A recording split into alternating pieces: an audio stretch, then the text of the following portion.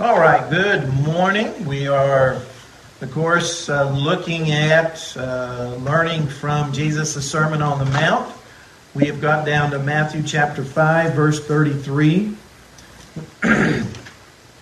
What he's been doing in this chapter is basically describing, in a lot of ways, verse 20, which says, "For I say to you that unless your righteousness exceeds the righteousness of the scribes and Pharisees, you will by no means enter the kingdom of heaven."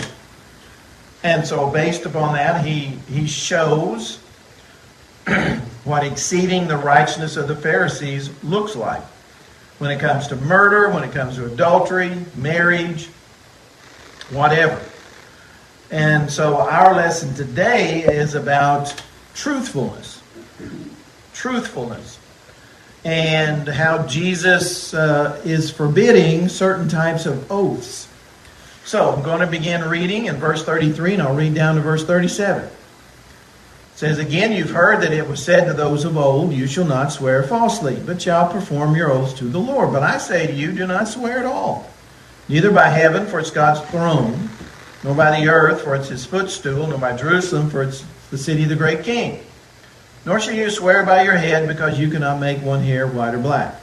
But let your yes be yes and your no, no. For whatever is more than these is from the evil one."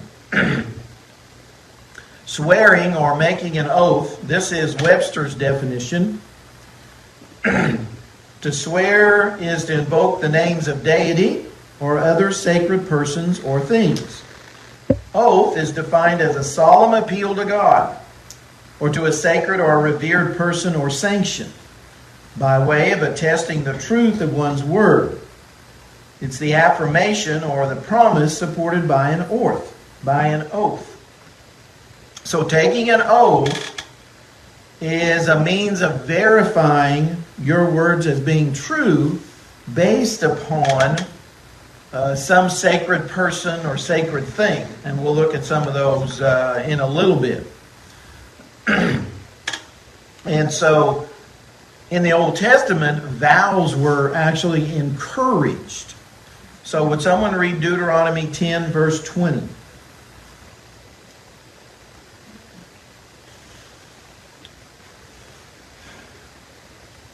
And stay in Deuteronomy. There'll be another one we read. 10:20. You shall fear the Lord your God. You shall serve him and cling to him, and you shall swear by his name. Okay. You shall do what? Swear by his name. Make an oath by God's name. So it was encouraged for them to make an oath based upon or upon God. And now read Deuteronomy 23:21.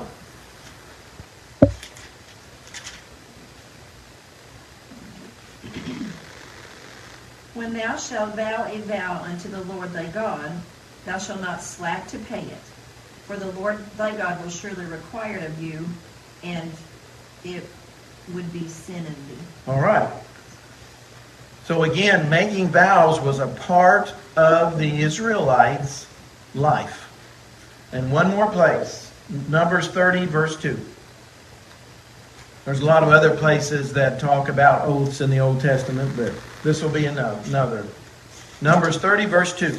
If a man makes a vow to the Lord, or takes an oath to bind himself with a binding obligation, he shall not violate his word. He shall do accordingly to all that proceeds out of his mouth.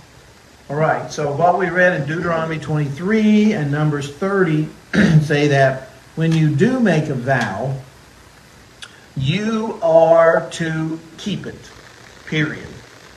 Whatever it is that you vow, do according to all that comes out of your mouth. Don't break a single word of it. It's binding. That's how important it was. So these people were encouraged to make vows based upon especially God, and they were required to make it and keep it. Exactly what they said. And so that's the background to what Jesus is talking about in verse 33. You've heard it said from those of old, you shall not swear falsely. but shall perform your oaths to the Lord. And that's what he's referring to, those places that we just read. They're in Numbers and Deuteronomy, and there's Ecclesiastes talks about it, Jeremiah talks about it. But so lots of places where God's people, when they made a vow, when they swore, they were to make sure they did it. Whatever it was, they were to do. And so that's the way it was. Well, Jesus says now, but I say you do not swear at all. And then he says, not by heaven, not by earth, Jerusalem, your own head, and all of these things. Well, one of the reasons he's doing this, and this, I think, to me, clears up a lot of what he's trying to teach, is that by the time of Jesus, a lot of the Jewish teachers and rabbis and scribes and so forth taught that if an oath, if a Jewish person made an oath, but they didn't include God's name in it, then it wasn't binding. They didn't have to follow it. So that's what he is talking about here. It's kind of like today when, especially when you were a kid and you said you were going to do something, but then you said, "Oh, well, I'm not going to do it. I had my fingers crossed." Well, that's kind of what some of the Jewish rabbis were teaching in the first century, was that even if you swore, if you made an oath, if you didn't swear upon God's name, it wasn't binding. And so that's what Jesus is forbidding here. He's forbidding swearing falsely. And that's the kind that he's referring to. Swearing falsely. In other words, making an oath, but not keeping it. And of course, that was sinful. And so these some of the Jewish people in the first century, like some of the scribes and Pharisees, were justifying, basically lying, being untruthful, because they didn't swear by the name of God. They swore, but they didn't include God's name, so too bad, don't have to keep it. And so Jesus here in verses 33 and following in Matthew 5 is addressing that particular topic. And he addresses it later also. Turn over to Matthew 23 and we'll see where he addresses it again. This is kind of a long read, but it's really important. Matthew 23, and if someone would start in verse 16 and read all the way down to verse 22. Okay, Matthew 23, 16 through 22. And this is kind of showing that to some of the scribes and Pharisees, oaths weren't binding unless it was upon God or certain items. So if someone would read that for us. Okay, go ahead, Denise. Woe unto you, ye blind guides, which say, Whosoever shall swear by the temple, it is nothing, but whosoever shall swear swear by the gold of the temple, he is a debtor. Ye fools and blind, for whether is greater the gold or the temple, fine sanctified the gold. And whosoever shall swear by the altar, it is nothing, but whosoever sweareth by the gift, that is upon it, he is guilty. you fools and blind, for whatever is Greater, for whether the greater the gift or the altar that sanctified the gift, whoso therefore shall swear by the altar sweareth by it, and by all things thereon. And whoso shall swear by the temple sweareth by it, and by him that dwelleth therein. And he that shall swear by the heaven sweareth by the throne of God, and by him that sitteth thereon. Okay, he again is emphasizing, well, some of these people were saying, well, if I swear by this, I need to keep it, but if I swear by that, I don't. And Jesus there in Matthew 23 is saying the same thing he said in Matthew chapter 5, and that when you swear, doesn't make any difference what you say you swear by, you are still obligated to keep it. And again, we're talking about truthfulness. Just because you don't say, well, I swear by the name of God, that doesn't mean that you can lie or not keep your oath. So he's really, again, this is about false swearing. He said, that's what scribes and Pharisees have been doing. But again, going back to verse 20, your righteousness must exceed how these scribes and Pharisees view truthfulness. So again, whether we were talking about murder, adultery, marriage, oaths, whatever, it's all about exceeding the righteousness. And how important that is. James also writes about this. If someone would read James 5, verse 12. Of course, written much later than the time of Jesus, but saying the same thing. James 5, verse 12. But above all things, my brethren, swear not, neither by heaven, neither by the earth, neither by any other oath. But let your yea be yea, and your nay be nay, lest you fall into condemnation. Okay. Emphasizing again, God's people are to be truthful. Are to be truthful. And of course, he's looking at everyday conversations. How you interact with people. When you tell your neighbor, I'm going to, if I borrow your axe, I'm going to return it in good shape and it's going to be sharpened and clean and so forth. If you tell your neighbor that, then you're obligated to keep it. You don't have to swear by God's name that you're going to do it. If you're a disciple of Christ, you're going to keep that promise. And again, whether it's a promise, an oath, or you're swearing, whatever, all the same thing. Stressing that absolute truthfulness. We have a truth shortage today in our culture, in our society. People don't think much about truth. Oh, well, if I lie, it's not that big a deal. It's not all that important. It is to God. Always has been. But, it's sadly in our society, there's just not, you just can't trust people. And it's because they don't keep their word. They're not truthful. Doesn't make any difference if they, again, swear or make an oath or a promise. You just can't trust that they're going to do what they say. And many, it seems like, are being raised that being truthful is really not important.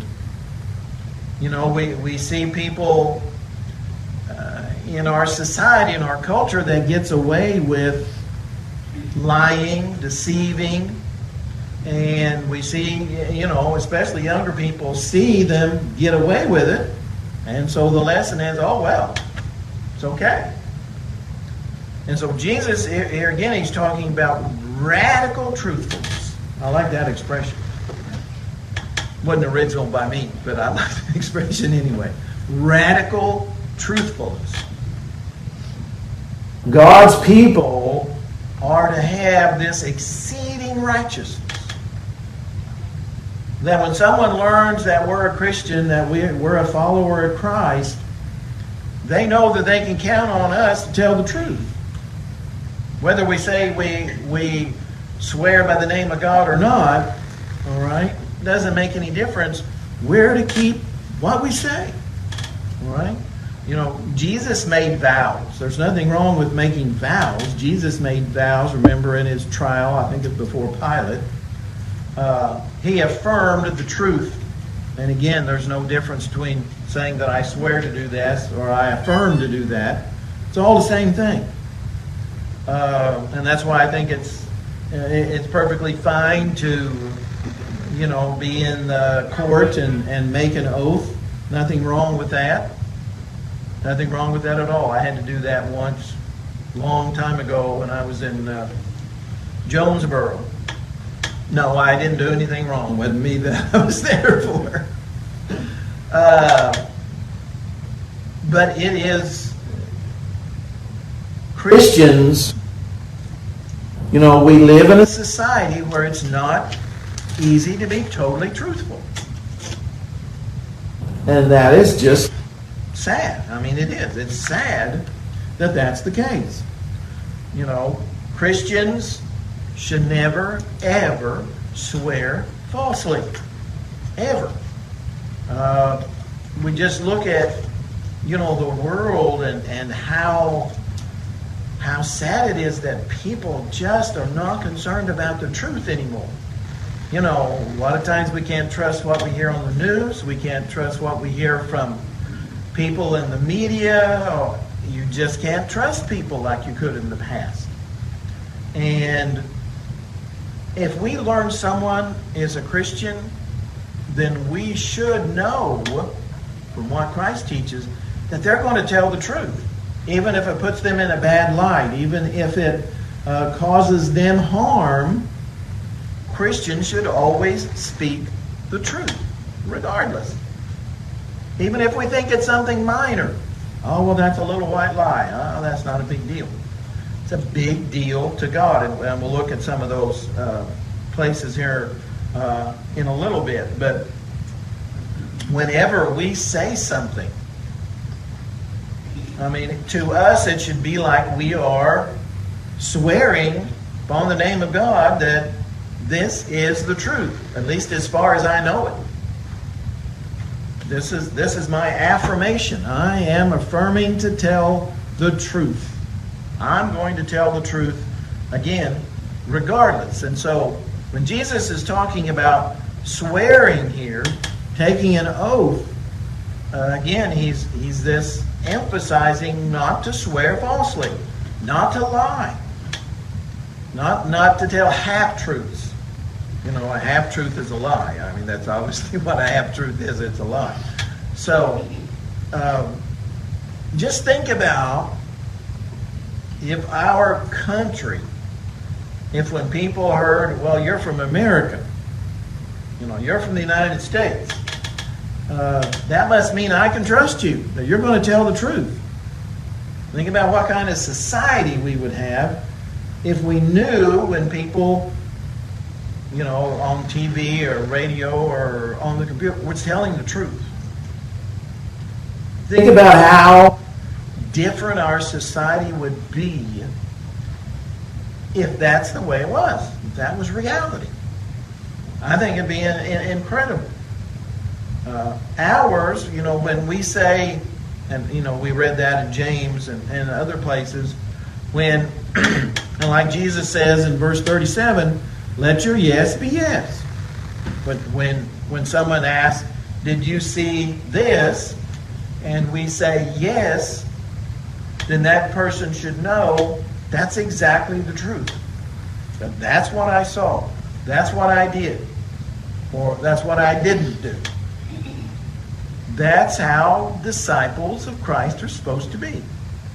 Completely honest, reliable, trustworthy, whether it's at home or with our neighbor, or at school or at work or wherever. It doesn't make any difference.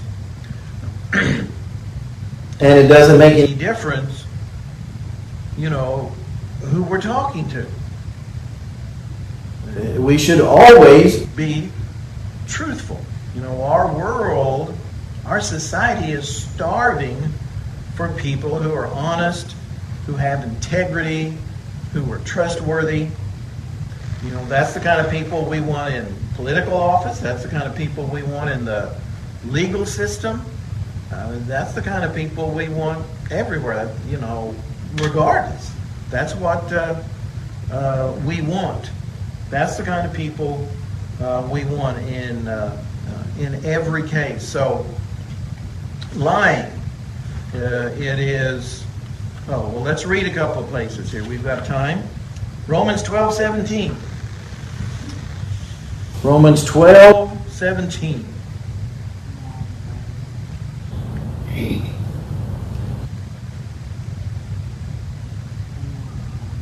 Recompense is to no man equal for evil. Provide things honest in the sight of all men. Yeah, provide things honest in the sight of all people. So that includes all people. You know, whomever we're with, we're to be honest with them. If we did something wrong and someone asks us, did you do that? If we're a follower of Christ, we're supposed to say, yes, I did it. And if we're stopped for speeding and the officer comes up and says, were you speeding? And you know you were, you're supposed to say, yes, I was speeding. Or did you see the stop sign? Or did you whatever? I mean, it doesn't make any difference what the situation is. Paul says there in Romans 12:17, provide things honest. Always be honest, regardless of who you're with. All right, now let's go to Ephesians 4:25. Ephesians 4, verse 25. Therefore, laying aside falsehood, speak truth each one of you with his neighbor, for you are members of one another. Okay, what are we supposed to put away? Yeah, lying.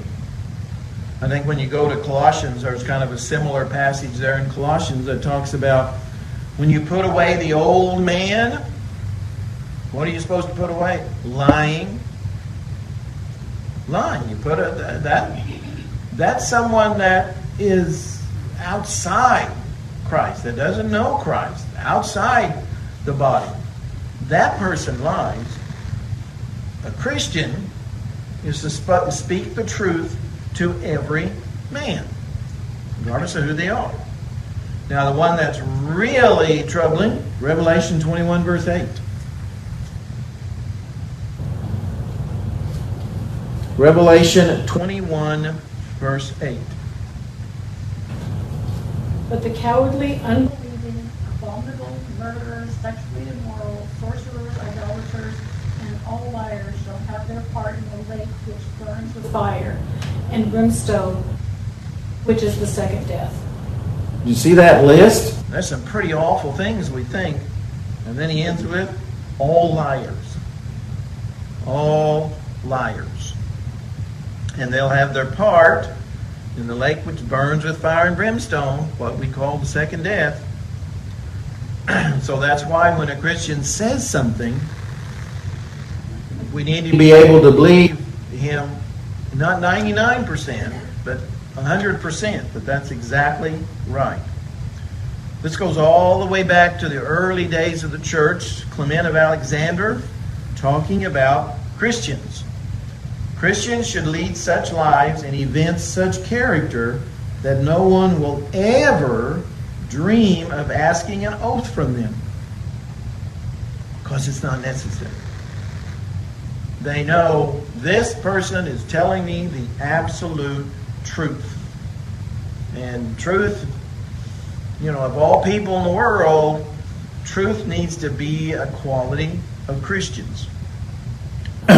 We can't expect unbelievers and non-Christians to be truthful. But we should always expect Christians to be absolutely truthful. That if they promise something, if they say something, that their yes is yes, their no is no. And that's the end of the story. That's all we have to hear. And I think that's really what it comes down to. That's how Christians exceed the righteousness of the scribes and Pharisees. It's by doing that. And as Jesus said in verse 20, if your righteousness does not exceed that of the scribes and Pharisees, you will by no means enter the kingdom of heaven. That's why we're talking about radical truthfulness. Being truthful. In every circumstance, in every situation, regardless of the conditions, regardless of the people. All right. Comments. We're about out of time, but this is such an important part of the Christian life. Well, Lord willing, we will talk about going the second mile, about retaliation, about wrongs and rights next week. Another very important part of the Christian walk. Well, thank you very much. Turn this off.